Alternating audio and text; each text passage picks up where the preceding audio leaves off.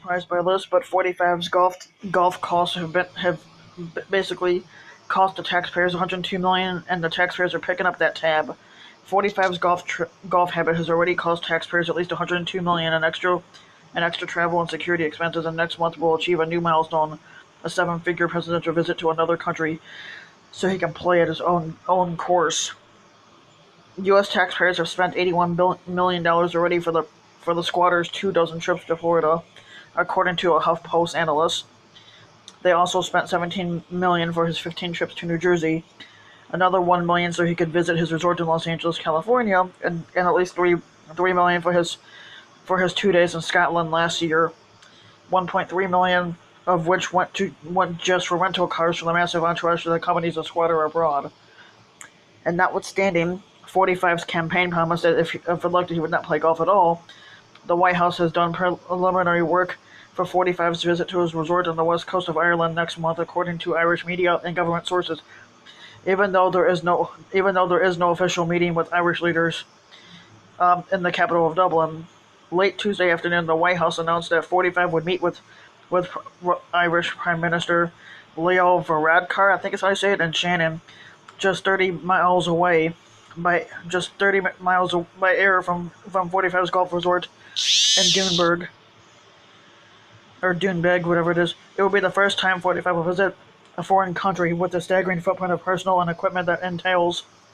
For the main purpose of playing golf, an official purpose was layered on after the fact. It's obviously an incredible waste of money, said Robert Weissman, who is president of the group called Public Citizen. He then equipped, of course, the more time that 45 spends golfing, the less time he spends governing, the better, which is true. On that part, it is. The 102 million total to date spent on 45's presidential golfing represents 255 times the annual squatter salary he volunteered not to take. It is more than 3 times the cost of special counsel Robert Mueller's investigation that 45 continually complains about. It would fund for 6 years the Special Olympics program that 45's proposed budget had originally cut to save money. While Republicans and 45 himself frequently criticized former President Barack Obama for his golf outings, 45 has spent more than twice as many days on the golf course to date as Obama did at the same time in his first term. And because 45 has insisted on dozens of trips to New Jersey and Florida to play at his resorts, their taxpayers are spending more than 3 times as much as they did for golf at the same point in Obama's term. The White House did not respond to numerous queries regarding this story. North Carolina Republican Congressman Mark Meadows, a close 45 blower, dismissed the $102 million figure as insignificant. It's actually true. I already know that it's true. There's a lot more important things to worry about than the rounding errors that we sometimes have on these things, he said Tuesday. Just as troubling as the amount 45 has spent so far on golf trips is the fact that his visits have been to his own private properties, for-profit business that put money in his own pocket, and 45 routinely praises during his visits. During his trip to Scotland last year, for example, 45 wrote, "I have arrived in Scotland and will be at 45 Turnberry for 2 days of meetings, calls, and hopefully some golf. My primary form of exercise." Wait, as if he's supposed to be exercising, he sure is a fucking fat ass still. "The weather is beautiful and the place is incredible. His top priority with these trips is not the business of the American people, it's the business of the 45 organization," said Jordan Leibowitz of the Citizens for Responsibility and Ethics in Washington. The American Squattancy has become another tool to advertise his golf properties. He says, "I just want to stay in the White House and work my ass off," which, of course, 45 doesn't work his ass off. He just, the only thing about his ass is that it's fat.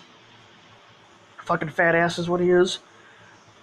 The vast majority of 45's golf calls result from his insistence on playing at his Florida golf courses in West Palm Beach, Florida, and Jupiter, where he spent 61 days while staying at his resort in the nearby town of Palm Beach.